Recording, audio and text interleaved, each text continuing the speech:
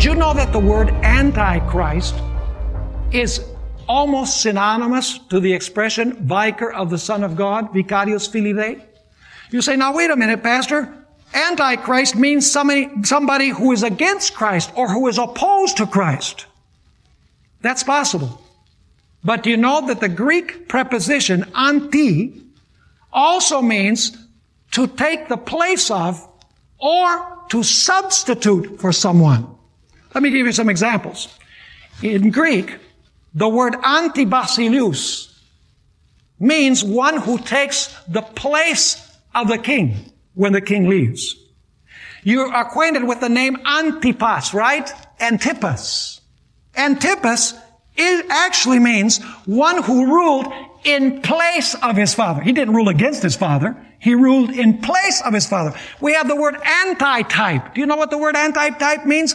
It means that which takes the place of the type. See, when the antitype comes, you don't need the type anymore because the type is fulfilled. So in other words, antitype means that which takes the place of the type. So the question is, what is meant then by the word Antichrist? The word Antichrist does not mean merely against Christ. It means one who seeks to occupy the place of Christ. Just like John Paul II said in his book, The Threshold of Hope. I'd like to finish by reading a statement from the book of Dave Hunt, Global Peace. Now, I disagree with Dave Hunt almost on everything that he writes. In fact, I disagree with his identity of the Antichrist here. He says that this Antichrist is going to be a nasty individual who's going to rise in the Middle East when the temple is rebuilt after the church has been raptured to heaven. No, I don't believe any of that. I believe the Antichrist arose in the Middle Ages, and he ruled for a long period of time. It wasn't one person. It was a succession of individuals. But I believe that the portrait that Dave Hunt gives of the Antichrist is accurate, and it applies to a T to the Roman Catholic papacy. Notice what he says.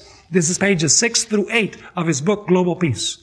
He says, while the Greek prefix anti generally means against or opposed to, it can also mean in the place of or a substitute for. The Antichrist will embody both meanings. He will oppose Christ while pretending to be Christ. Instead of a frontal assault against Christianity, the evil one will pervert the church from within by posing as its founder. He will cunningly misrepresent Christ while pretending to be Christ. And by that process of substitution, notice the word substitution, by that process of substitution, he will undermine and pervert all that Christ truly is. And now notice what he says. If the Antichrist will indeed pretend to be the Christ, then his followers must be Christians. The church of that day will, without dissenting voice, hail him as its leader.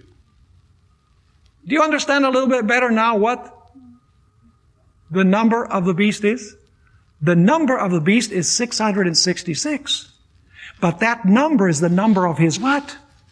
Of his blasphemous name, which is vicarius filii Dei, where he claims to occupy the position of God on earth, to occupy the position of Jesus Christ on earth, and to exercise the powers and prerogatives of Jesus, of forgiving sins, of interceding for sinners, of placing kings and deposing kings, of speaking infallibly in faith and morals, and receiving, people bowing down to him and calling him Holy Father. When Jesus said, no one on this earth should be called Father, for one is your Father, your God who is in heaven. Folks, all of these characteristics clearly show what this power is. And God has given us all of this so that we can escape from his power in these last days.